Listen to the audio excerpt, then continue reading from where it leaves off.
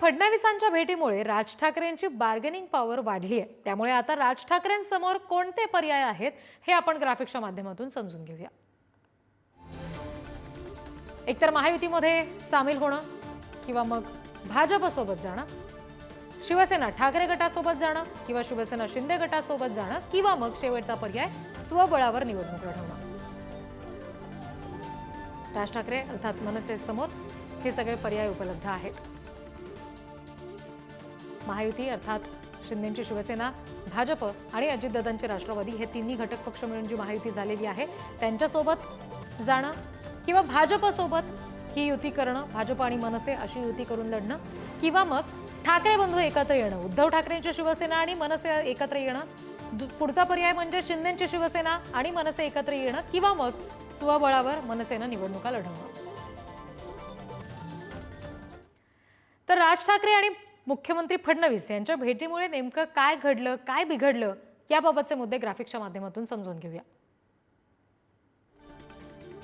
ठाकरे बंधूंच्या एकत्र येण्याच्या प्रयत्नांमध्ये विघ्न आलं असं म्हणता येईल। शिवसैनिक आणि मनसैनिक यांच्यामध्ये सध्या संभ्रम प्रचंड वाढलाय, कारण मागचे काही दिवस ठाकरे बंधू एकत्र येण्याच्या चर्चा जोर धरत होत्या।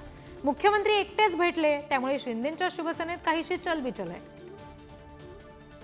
भाजप मनसेला घेऊन मुंबई महापालिका लढवणार का अशा चर्चा विशेषतः आता एकटेच फडणवीस भेटल्यामुळे सुरू झाल्यात। राज ठाकरेंनी स्वबळाची घोषणा केल्यासही भाजपचा फायदा आहे। सर्वच पक्ष युतीसाठी इच्छुक असल्यानं मनसेची बार्गेनिंग पॉवर आता वाढली आहे।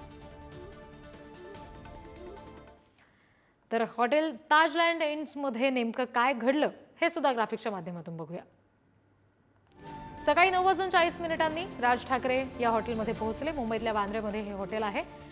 सकाळी 10:35 मुख्यमंत्री फडणवीस सुद्धा त्याच हॉटेलमध्ये पोहोचले।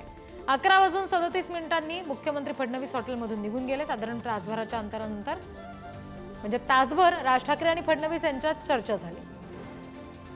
राज ठाकरे आणि फडणवीस या दोघांमध्येच चर्चा झाल्याची माहिती आहे आणि त्यामुळे आता प्रत्यक्ष चर्चेदरम्यान काय घडलेलं आहे, काय नेमका निर्णय या दोन्ही नेत्यांनी घेतलेला आहे आगामी निवडणुकांच्या दृष्टीने हे पाहणं महत्त्वाचं असेल।